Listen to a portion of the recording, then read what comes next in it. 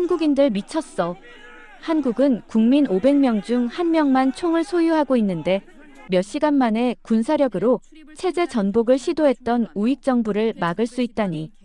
세계 각국에서 한국 계엄령 사태에 대한 감탄이 쏟아지고 있습니다. 계엄령 선포 당시 실제 현장에서 한국의 사태를 제3자의 입장에서 바라본 한 영국 여성의 이야기를 들어보도록 하겠습니다. 안녕하세요. 저는 영국 BBC 기자 에밀리 로렌스입니다.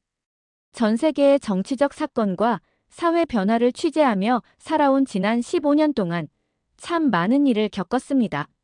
하지만 한국에서의 이번 경험은 그 어떤 사건보다도 충격적이었어요.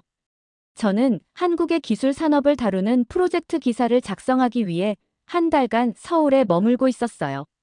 그런데 그날 밤 10시 2분 호텔방에 앉아 자료를 정리하던 제게 본사로부터 긴급 연락이 들어왔습니다. 에밀리, 한국 윤석열 대통령이 비상계엄령을 선포했어요. 순간 귀를 의심했습니다. 계엄령이라니. 지금 21세기 한국에서. 저는 즉시 노트북을 켜고 뉴스를 검색하기 시작했습니다. 윤 대통령이 국가적 위기를 이유로 비상계엄령을 선포했다는 내용이 주요 헤드라인을 장식하고 있었습니다.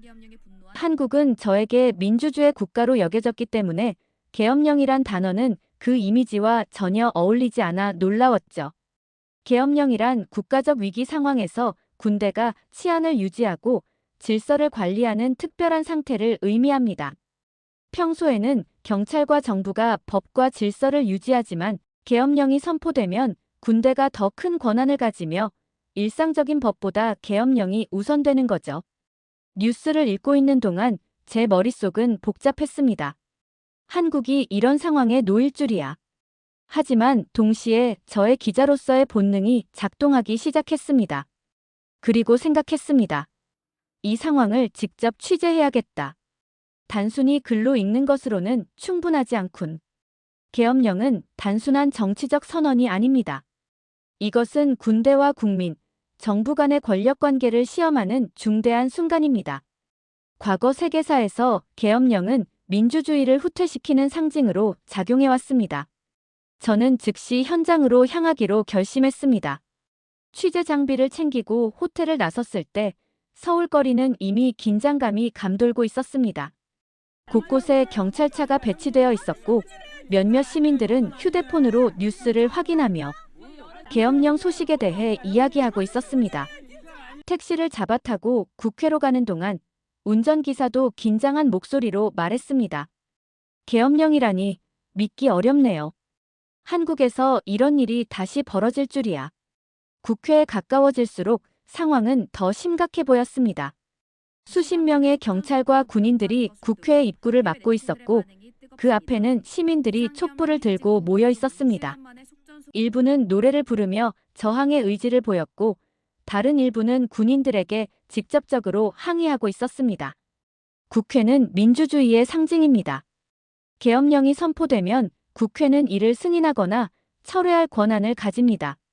하지만 계엄군이 국회에 진입하거나 압박을 가한다면 국회의 독립성이 침해되고 민주주의 자체가 위협받을 수 있습니다.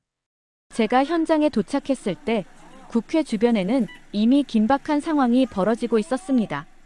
경찰은 신분 확인을 요구했고 시민들은 경찰과 대치하며 독재 타도, 계엄 철폐를 외치고 있었습니다. 저 역시 이곳의 긴장감에 압도되어 말을 잃을 정도였지만 마음을 다잡고 현장으로 향했습니다.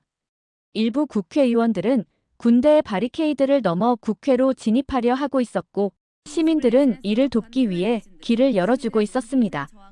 한 시민은 기자인 저를 알아보고 말했습니다. 한국의 민주주의는 쉽게 무너지지 않습니다. 우리 국민은 과거를 잊지 않았습니다. 그의 말에서 느껴지는 단호함은 저를 더욱 긴장되게 만들었습니다. 이제 제게 남은 것은 이 모든 상황을 기록하는 일이었죠.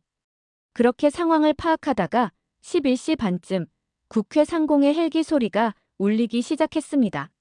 머리 위로 3대의 헬기가 동시에 날아들더니 국회 뒤편 운동장에 착륙했습니다.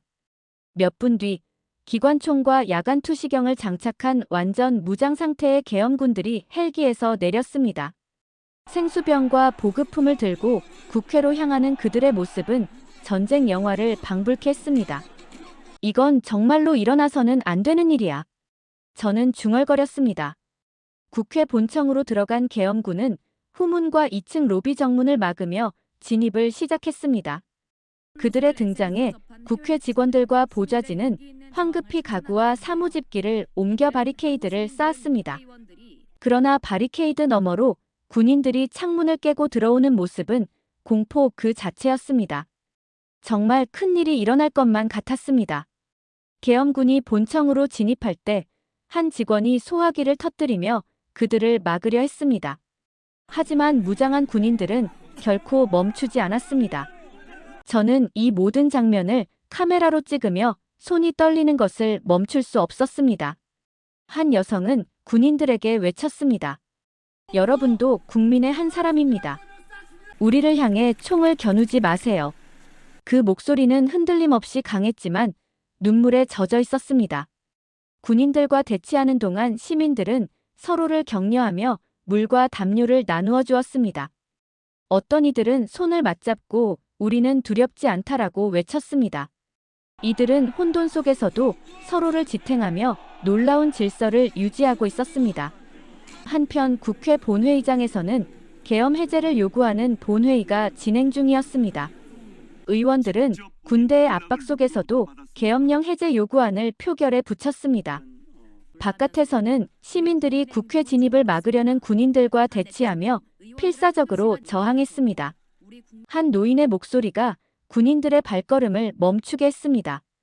우리는 이 땅에서 민주주의를 포기하지 않는다. 그의 외침은 단순한 말이 아니라 이 나라가 과거의 아픔을 기억하며 다시는 그런 일이 반복되지 않기를 바라는 모든 시민의 목소리였습니다. 그렇게 아수라장이 벌어지던 새벽 1시 1분, 국회 본회의장에서 계엄 해제 요구안이 가결되었다는 소식이 전해졌습니다. 그 순간 국회 밖에 모인 시민들은 환호하며 서로를 끌어안았습니다. 제가 본 것은 단순히 정치적 행동이 아니었습니다. 그것은 국민의 의지와 희망, 그리고 민주주의를 지키기 위한 뜨거운 열망이었습니다. 계엄 해제 결의안이 가결되었을 때 시민들은 환호성과 박수로 그 순간을 맞이했습니다. 특히 철수하는 계엄군을 향해 몇몇 시민들이 외쳤던 말은 제게 깊은 인상을 남겼습니다. 사람들이 다치지 않게 해줘서 고맙습니다. 이 말은 평화를 위한 같은 마음에서 비롯된 것 같았거든요. 하지만 긴장은 풀리지 않았습니다. 계엄군이 완전히 철수한 뒤에도 시민들은 국회 앞을 떠나지 않았습니다. 윤석열을 체포하라. 는 구호가 밤새 울려 퍼졌고 저는 그들의 목소리를 듣고 있자니 온몸에 전율이 느껴졌습니다. 그날 밤 저는 너무나 큰 두려움과 동시에 희망을 느꼈습니다. 두려움은 군사력이 가진 무서운 힘 때문이었고 희망은 그 힘에도 굴하지 않는 사람들의 용기 때문이었습니다. 저는 국회 앞에 모인 시민들의 모습을 목격하며 그들의 강한 의지와 단결에 놀라움을 금치 못했습니다. 계엄령이 선포된 후에도 시민들은 두려움에 움츠러들기는커녕 오히려 거리로 나와 민주주의를 지키기 위한 행동에 나섰습니다. 그들의 모습은 단순한 시위가 아니라 국가의 주권을 국민이 지키겠다는 강렬한 메시지였습니다. 이날 밤 SNS는 또 하나의 전쟁이었습니다. 현장에 있던 시민들은 국회 앞 상황을 실시간으로 생중계하며 다른 시민들에게 전했습니다. 심지어 한 시민은 SNS로 생중계를 하기도 했죠. 담을 넘어가려는 국회의원을 시민들이 밀어올리는 모습, 계엄군의 진입을 막기 위해 사무집기와 가구로 바리케이드를 쌓는 모습이 전 세계로 퍼져 나갔습니다. 해외에서도 이 장면을 보고 많은 사람들이 감탄을 쏟아냈습니다. SNS에서는 사우스 코리아 데모크래시라는 해시태그가 트렌드에 오르며 한국 시민들의 용기와 단합을 칭송하는 글이 이어졌습니다. 한국의 계엄령 사태는 단 6시간 만에 시민과 국회의 단합으로 마무리되었다는 사실에 세계 누리꾼들은 놀랄 수밖에 없었습니다. 한 누리꾼은 이렇게 글을 썼습니다. 비상계엄이 선포된 지 몇 시간 만에 국회의원들이 벽을 오르고 군대를 우회하며 본회의를 열고 법안을 만들어 계엄령을 철폐했다니 믿을 수 없다. 이게 진짜 한국의 힘인가? 다른 누리꾼은 한국 시민들이 계엄군 앞에서 온몸으로 시위한 것도 놀라운 일이지만 재산이나 자동차를 부수거나 태우지 않은 점이 더 대단하다고 감탄을 표했습니다. 많은 해외 누리꾼들이 한국인의 성숙한 대처와 강력한 민주주의 의지에 주목했습니다. 특히 시민들이 평화적인 방법으로 계엄군의 진입을 저지하고 국회의원들이 한밤중에도 단결해 계엄 해제를 결의한 장면은 전 세계 민주주의 역사에서 드문 사례로 평가받았습니다. 한국은 총기를 소유한 시민이 500명 중 1명밖에 되지 않는데도 몇 시간 만에 군사력으로 체제를 전복하려던 정부를 막아냈다는 댓글은 특히 큰 반응을 얻었습니다. 또한 시민들의 행동과 계엄령 해제를 통해 한국이 민주주의를 어떻게 지키는지 보여줬다. 이것은 단순한 저항이 아니라 민주주의의 교과서 같은 순간이라는 글도 다수 공유되었습니다. 군인 중 그 누구도 시민을 쏘지 않았다는 점을 주목해야 한다는 댓글 역시 화제가 되었습니다. 계엄군과 시민이 극도로 긴장된 상황에서도 물리적 충돌을 최소화하고 서로를 존중하며 사태를 해결하려 했던 모습은 많은 사람들에게 깊은 인상을 남겼습니다. 한 누리꾼은 한국 시민들은 전 세계가 배워야 할 교훈을 남겼다. 무력을 사용하지 않고도 어떻게 민주주의를 지킬 수 있는지를 보여줬다고 극찬했습니다. 한국의 계엄 사태는 단순히 국가적 사건이 아니라 전 세계 민주주의 국가들에게 하나의 본보기가 되었습니다. 특히 전쟁과 혼란 속에서 민주주의가 흔들리는 나라들의 시민들은 한국의 사례를 보고 새로운 희망을 얻었습니다. 케냐의 한 시민은 우리는 한국 국민들처럼 용기를 내야 한다. 한국은 대통령의 독재적 결정을 몇 시간 만에 막아냈다. 이것이 진정한 국민의 힘이다라고 글을 남겼습니다. 계엄령이 철수된 이후에도 한국인들의 의지는 멈추지 않았습니다. 추운 날씨에도 시민들은 촛불을 들고 국회 앞을 가득 메웠습니다. 임을 위한 행진곡이 울려 퍼질 때는 마치 시간이 멈춘 것 같았습니다. 이 노래는 한국 민주주의 운동의 상징으로 그 순간 국회 앞에 모인 수천 명의 마음을 하나로 묶는 역할을 했습니다. 가장 인상적이었던 장면은 한 노인이 군인 앞에 서서 말했던 순간이었습니다. 우리는 민주주의를 위해 싸워왔고 오늘도 그것을 지키기 위해 여기에 있습니다. 이 역사를 다시 되돌릴 순 없습니다. 그의 목소리는 떨림이 없었고 주변의 시민들 모두 고개를 끄덕이며 그를 응원했습니다. 모든 상황이 종료되고 호텔로 돌아온 그날 새벽, 저는 한국 시민들이 보여준 단결과 용기에 깊이 감동했습니다. 이들은 두려움에 굴복하지 않았고 스스로의 힘으로 민주주의를 지키려는 의지를 보여주었습니다.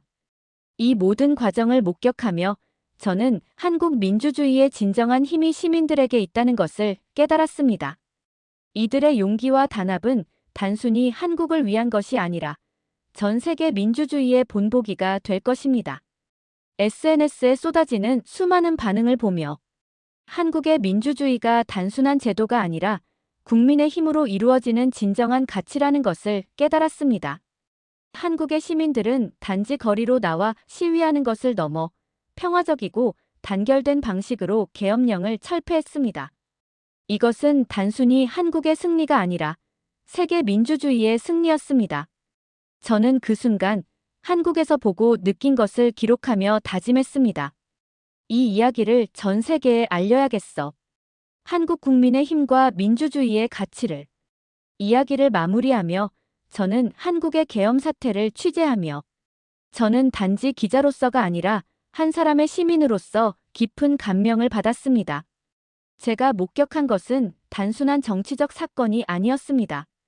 그것은 하나의 국민이 민주주의를 지키고자 하는 열정과 의지가 빛을 발한 순간이었습니다.